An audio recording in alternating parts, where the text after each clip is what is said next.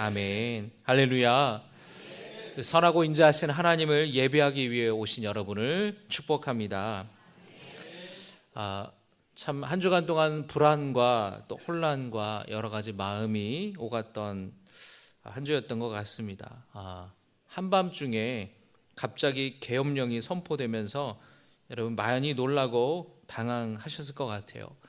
일찍 주무신 분들은 다음날 아침에 일어나서 밤새 일어난 일에 대해서 굉장히 놀라셨을 것 같고요.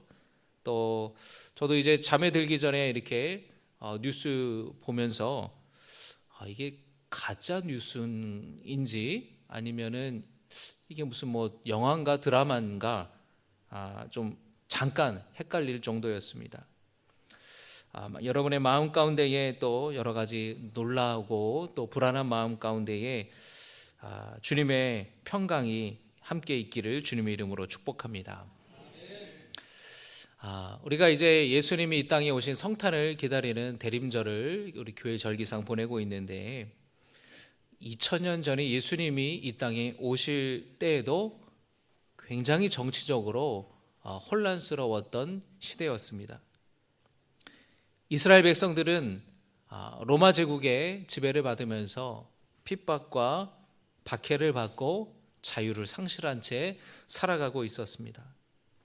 로마를 등에 업고 팔레스타인 지역을 통치했던 이 헤롯 대왕은 왕의 탄생을 축하하러 왔다는 동방 박사들을 만나고 나서는 자신의 권력을 잃을까 봐 두려워서 갓 태어난 사내 아이들을 다 잡아 죽이라는 아주 무서운 명령을 내렸습니다. 요셉과 마리아는 베들레헴에서 예수님을 출산한 후에 헤롯 대왕을 피해서 애굽으로 멀리 피신해 갔다가 헤롯 대왕이 죽자 다시 돌아왔다고 성경은 기록하고 있는데요. 당시 이 팔레스타인 지역을 헤롯 대왕이 통치했고 로마 제국의 지배 아래에 있었지만 그때의 이스라엘 백성들은 진정한 왕, 평화의 왕이 오시기를 메시아를 기다렸습니다. 그리고 여러분 하나님께서 예수님을 이 땅에 보내셔서 예수님께서 이 땅에 공의의 왕, 평화의 왕으로 오신 것입니다. 이 땅에 예수님이 태어나실 때의 천사들은 하나님께는 영광이요 땅에는 평화로다라고 찬양했습니다. 평화의 왕으로 우리 가운데 오신 주님의 평화가 불안하고 혼란 가운데 있는 여러분의 마음에 평강 주시기를 바랍니다. 세상의 권력자들이 아니라 하늘의 소망을 두며 살아가며 진정한 왕이신 주님이 속히 이 땅에 오시기를, 진정한 왕이신 주님이 이 나라를, 우리 대한민국을 통치하시기를 기다리고 또 기도하는 우리 모두가 되기를 원합니다. 이 사도 바울이 오늘 빌립보서 이 편지를 썼는데요. 로마 감옥에 투옥되어 있는 상황에서 빌립보 교회의 편지를 썼습니다. 그래서 에베소서, 빌립보서, 골로새서를 감옥에서 썼다고 하여서 옥중서신이라고 이야기를 합니다. 사도 바울은 이 빌립보 교회 성도들이 바울 자신에게 재정적인 지원을 해준 거에 대해서 감사하다고 표현하고 있습니다. 바울은 또한 그들의 도움에 감사하다고 말하면서 그리스도의 심장으로 성도들을 사랑한다고 이야기를 하고 있어요. 빌립보 교회를 떠난 지 이제 10년이 넘어서 이제 바울이 3차 전도여행을 마치고 예루살렘에 바울이 붙잡히고 또 로마로 지금은 압송되어서 투옥되어 있는 상당히 어려운 상황, 굉장히 지치고 힘든 상황에서 사도 바울은 빌립보 교회 성도들을 향해서 내가 너무나 여러분들을 보고 싶다고, 너무나 만나고 싶다고, 그러나 감옥에 있게 만날 수 없는 그런 안타까움을 표현하고 있습니다. 그리고 이 바울이 빌립보 교회 성도들을 위해서 내가 여러분들을 위해 이렇게 기도하고 있습니다 라고 하여서 그 기도의 내용을 편지에 적었는데요. 바로 그 내용이 오늘 함께 읽은 9절에서 11절의 말씀입니다. 바울은 빌립보 교회 성도들을 향해서 뭐라고 말하냐면 사랑으로 풍성하게 되라 라고 말씀합니다. 9절의 말씀 여러분 같이 읽겠습니다. 내가 기도하노라 너희 사랑을 지식과 모든 총명으로 점점 더 풍성하게 하사. 빌립보 교회 성도들 안에 있는 사랑이 더 풍성해지기를 원한다라는 거예요. 빌립보 교회 안에는 다툼의 문제가 있었습니다. 열심히 있는 두 여성이 크게 대립을 하고 있었어요. 어느 여성교회와 대립을 하고 있는 거예요. 이 두 사람이 다 열심히 있는 사람이었습니다. 다툼이 있고 두 사람 사이에 시기가 있고 분쟁이 있었다라는 겁니다. 여러분, 신앙에 열심을 내시기를 주님의 이름으로 축복합니다. 그런데 그 열심 안에 사랑이 있어야 될 줄로 믿습니다. 사랑이 없는 열심은 위험해요. 사랑이 없는 열심은 다툼을 가져오고 싸움을 가져옵니다. 왜냐하면 서로 생각이 다르고 의견이 다를 수 있는데 너무 극과 극으로 열심을 내다 보니까 충돌할 수밖에 없는 겁니다. 그래서 사도 바울은 먼저 그 사랑이 풍성해지기를 바란다라고 말하고 있는데요. 그런데 여러분, 여기 9절에서의 이 사랑은 헬라어 원어로 아가페라는 말입니다. 이 헬라어 그리스어에는 사랑을 표현하는 여러 가지 단어들이 있는데 필레오라고 하는 친구들과의 우정을 말하는 단어도 있고요. 에로스라고 해서 남녀 간의 사랑을 말하기도 하고요. 또 그런데 이 아가페라는 사랑은 하나님이 우리에게 베푸시는 희생적인 사랑을 의미하는 겁니다. 사도 바울이 말하는 것은 바로 이런 사랑이에요.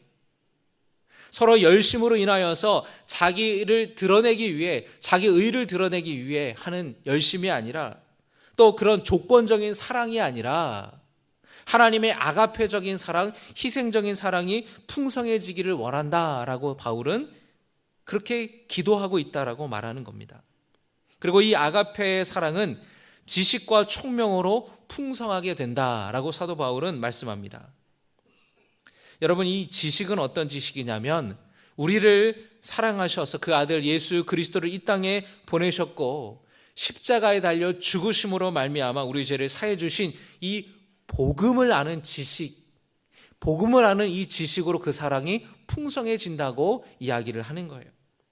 다시 말하면 우리의 이 아가페의 사랑은 하나님의 사랑에서 비롯될 때 풍성해지는 겁니다. 한번 따라 하시기 바랍니다. 우리의 사랑은 하나님의 사랑에서 비롯되어야 한다. 그래야 풍성해진다라는 거예요. 하나님은 하나님께서 여러분을 얼마나 사랑하시는지를 여러분이 알기를 원하십니다. 여러분, 그것을 아는 성도 되시기를 바랍니다. 이것이 바로 하나님의 사랑을 아는 지식이에요. 하나님이 나를 얼마나 사랑하시는지를 우리가 알아야 돼요. 그 십자가의 사랑, 그 십자가의 복음을 우리는 알아야 됩니다. 여러분, 어떤 사람이 누군가를 사랑한다고 하지만 그렇게 사랑한다고 해서 막 자기 모든 것을 다 줄 것처럼 얘기하지만 실제로 자기의 모든 것을 다 줄 수 있는 사랑을 할 수 있는 사람은 거의 없을 거예요. 예수님의 사랑은 자기 자신을 버리신 사랑입니다. 하나님의 사랑은 자기 자신을 버리신 사랑이고 자식의 독생자 아들 예수 그리스도를 버리신 사랑이었어요. 여러분, 한번 생각해 보세요. 소방관이 출동을 했습니다. 신고를 받고 화재가 났다는 소식을 듣고 출동을 했는데 주소를 보니까 자기 집 주소인 거예요. 다 나왔는데 거기 자기의 아들이 있는 거예요. 그리고 옆집 사람이 있는 거예요. 한 사람만 구출할 수 있어요. 그럼 여러분, 누구를 구출해야 됩니까? 누구를 구출하겠어요? 아들을 구출할 수 있는 게, 구출하는 게 사람 마음이잖아요. 예를 들어서 제가 그렇게 말한 거예요.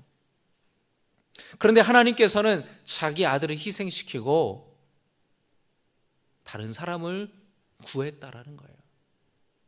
다른 예를 들어볼까요? 어떤 버스 기사가 운전을 하고 있었습니다. 그런데 버스가 고장이 난 거예요. 브레이크가 들질 않는 거예요. 차는 점점 속도를 내기 시작했어요. 마을로 진입하는데 마을 앞에 그 어귀에 한 아이가 소꿉놀이를 하고 있었습니다. 근데 그 길로 그대로 가면 그 아이를 칠 수밖에 없어요. 그런데 이 버스 기사가 보니까 그 아이가 자기 아들인 거예요. 그대로 가면은 이 아이는 죽어요. 그런데 핸들을 꺾으면 그 안에 있는 버스 안에 있는 사람들이 다 죽는다고 생각해 보세요. 그런데 하나님께서는 자기 아들을 희생시켰다라는 거예요. 그 사랑이 바로 여러분을 향한 사랑이고 아가페 사랑이라는 것이에요. 이 복음에 놀라운 하나님의 사랑, 이 복음 안에서 나타나는 그 하나님의 사랑을 아는 성도 되시기를 주님의 이름으로 축복합니다. 우리는 그 사랑으로 다른 사람을 사랑하는 거예요. 여러분, 때로 우리의 사랑은 상당히 조건적이에요. 여러분, 자식을 사랑한다고 하지만 자식이 속 썩으면은 자식이 왼수가 되는 건 한순간이에요. 남편을 사랑한다고 하고 아내를 사랑한다고 하지만 평생 그렇게 죽고 못 살 것처럼 해서 결혼했는지 서로 죽일 것처럼 살아가는 게 또 우리네의 모습 아니겠습니까? 우리의 사랑은 조건적이에요. 잘하면 사랑하고 못하면 미워하고. 그런데 하나님의 사랑은 모든 것을 다 품어주시는 사랑이라는 것, 희생하는 사랑이라는 것을 여러분이 기억하시기를 바랍니다. 하나님이 여러분을 얼마나 사랑하시는지 여러분이 알기를 원하세요. 그 사랑을 이 시간 깨닫는 시간 되기를 바랍니다. 어릴 때는 부모의 사랑을 모릅니다. 그러나 자라서는 부모의 사랑을 알게 되죠. 우리 신앙도 마찬가지입니다. 우리가 처음 신앙생활할 때에 우리 믿음이 연약할 때는 하나님의 사랑을 제대로 알지 못해요. 그래서 하나님께 툴툴거리고 불평도 합니다. 그래서 사도 바울은 우리의 신앙이 장성한 신앙이 되어야 된다라고 말하고 있는 겁니다. 여러분, 다시 여러분에게 말씀드립니다. 하나님은 여러분을 사랑하세요. 어떤 사랑으로 사랑하시냐면 자기를 버리시는 사랑으로 사랑하십니다. 여러분을 고아와 같이 내버려 두지 아니하시고 지금도 여러분을 돌보시는 분임을 기억하시기 바랍니다. 그 하나님의 사랑은 어느 누구에게나 똑같이 베푸시는 사랑입니다. 나이가 들었든 들지 않든, 많이 배웠든 배우지 못했든, 많이 가졌든 그렇지 않든 하나님은 당신을 사랑하시고 하나님은 여러분을 사랑하신다라는 것을 기억하시기 바랍니다. 그 하나님의 사랑을 아는 지식이 우리의 사랑을 풍성하게 한다는 거예요. 또 바울은 9절에서 총명으로 풍성하게 된다라고 말씀합니다. 따라합니다. 총명으로 풍성하게 된다. 9절의 말씀을 같이 읽겠습니다. 9절입니다. 시작.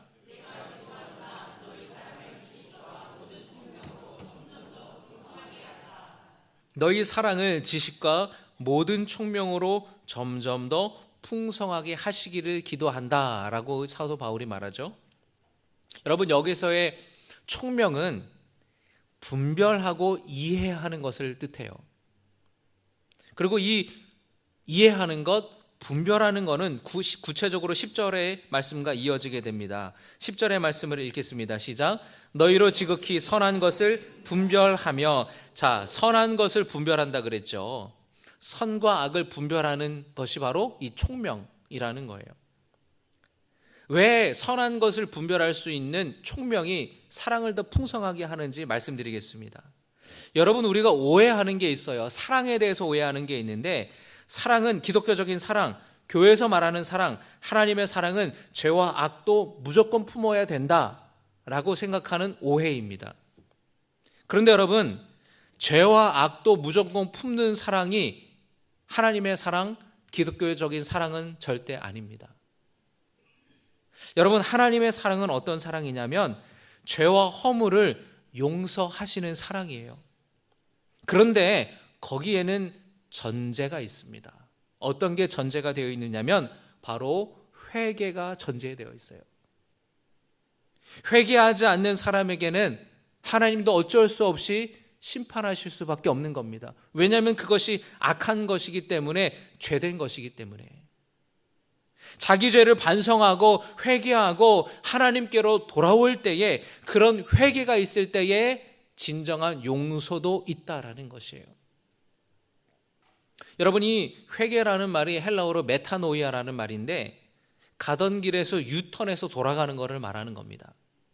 하나님을 떠나서 내 멋대로 살아가고 내가 원하는 대로 살아가고 내 욕구대로 살아가고 내 삶의 주인이 나인 그런 삶을, 잘못된 삶을 살아가던 사람이 이것이 잘못된 길이라는 것을 깨닫고 그 길에서 돌이켜서 하나님께로 돌아가는 것, 자기 삶의 방향을 바꾸는 것, 내 삶의 가치관을 바꾸는 것, 내 삶의 주인을 바꾸는 것, 이것이 바로 회개라는 거예요.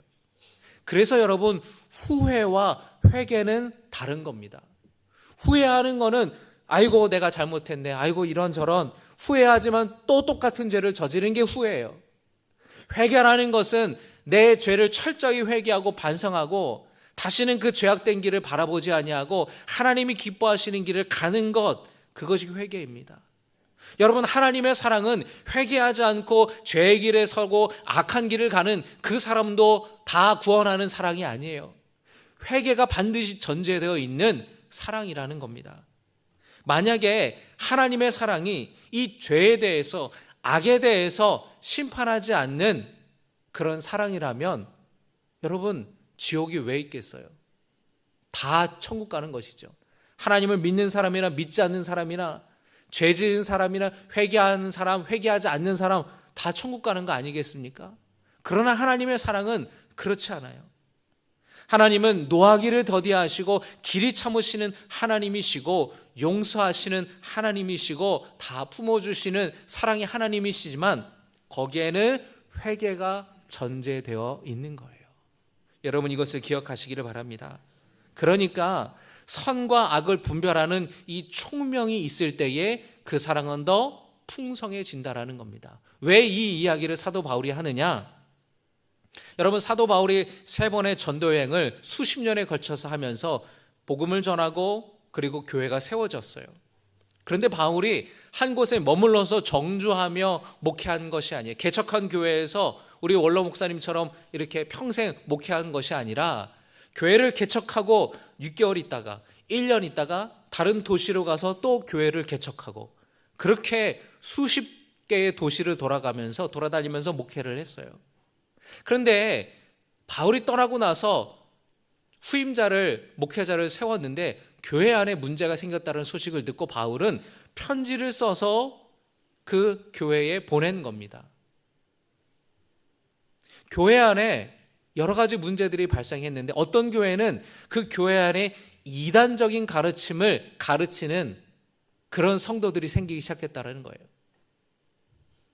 어디서 거짓 선지자의 얘기를 듣고 교회 안에서 그릇된 복음을 전하는 사람들이 생겼다는 겁니다. 여러분, 그러면 어떻게 해야 되겠습니까? 그 사람을 권면해서 돌아오게 하고, 그러지 않으면 교회 안에서 쫓아내야 되는 거예요. 여러분, 한국 교회가 요즘에 여러분 얼마나 많은 이단과 거짓된 가르침을 전하는 자들 때문에 혼란스럽습니까? 마땅히 올바른 복음에서 벗어난 그 이단에 대해서는 우리가 거부할 수 있어야 된다는 거예요. 또 어떤 바울이 목회하던 그 여러 교회 중에, 세웠던 교회 중에서 어떤 교회에서는 교회 안에 음란한 문제가 생기고 우상을 숭배하는 문제가 생기고 돈에 대한 문제가 생기고 여러 죄악과 악한 일들이 생겼을 때에 사도 바울은 권면하고 듣지 않으면 출교시키라고, 교회에서 쫓으라고까지 이야기를 했어요. 여러분, 그것이 올바른 사랑이라는 거예요. 잘못된 것에 대해서는 잘못됐다고 얘기하고 회개할 수 있도록 권면하는 것, 이 선과 악을 분별하는 총명이 있을 때의 그 사랑이 풍성해진다고 사도 바울은 권면하는 것입니다. 주님의 사랑으로 사랑하되 악한 것에 대해서는 단호해야 되고 거부해야 되고 회개하는 자들에게 대해서는 용서하고 받아들여 주라고 사도 바울은 말하는 것입니다. 여러분, 한번 생각해 보세요. 만약에 여러분의 사랑하는 자식이 마약에 빠졌다고 생각해 보세요. 그런데 자식이 그거를 좋아하니까 내버려 두고 허용하는 것이 사랑입니까? 아니죠. 진짜 자식을 사랑한다면 그 자식이 더 이상 나쁜 짓을 하지 못하게 막아야 되는 거예요.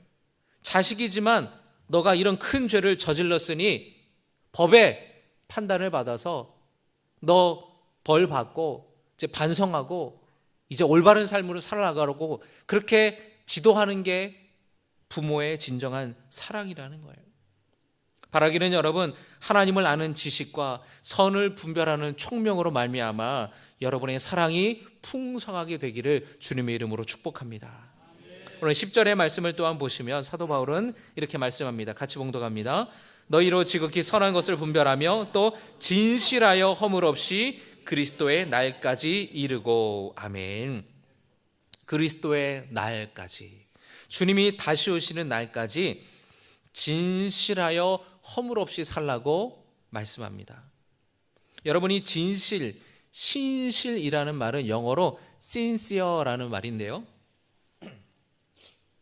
이 말의 어원을 찾아보니까요, 왁스가 없는 이라는 단어에서부터 이 유래가 된 겁니다. 그래서 sincere라는 말은 sin이라는 말과 sere라는 말이 합쳐진 건데, sin이라는 말은 뭐뭐가 없는, sere라는 말은 왁스라는 뜻이에요.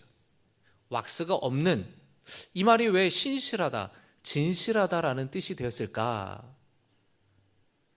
여러분, 유럽의 유명한 박물관이나 미술관을 가보면은 대리석으로 만든 아주 정교한 조각상들을 볼 수가 있습니다. 그래서 정말 어떻게 이렇게 정교하게 만들 수 있을까? 정말 아름다운 모습으로 인간의 모습을 이렇게 잘 조각해 놓은 것을 보게 되는데요, 이 2000년 전 당시에 이 그리스 시대, 로마 시대에는 많은 조각상들을 사람들이 만들고 또 그 예술품들은 사람들이 소비했습니다. 그런데 이 대리석을 가지고 이 석공들이 조각을 하다가 잘못해서 코가 딱 떨어지게 되면은 어떻게 해야 됩니까, 여러분? 그걸 다 부숴버리고 새로 만들어야 되죠. 우리나라도 보면은 여러분, 그 도기를 만든 장인들이 보면은 이 불에다가 넣었다가 딱 구워서 뺐을 때에 문제가 생기면 다 깨버리잖아요. 그게 원래 장인 정신이에요. 대리석을 만들다가 이 조각상의 얼굴에 이제 코가 떨어지거나 귀가 떨어진다면 사실 폐기하고 다시 만들어야 되는 거예요. 그런데 어떤 이 석공들은 다시 이 처음부터 만드는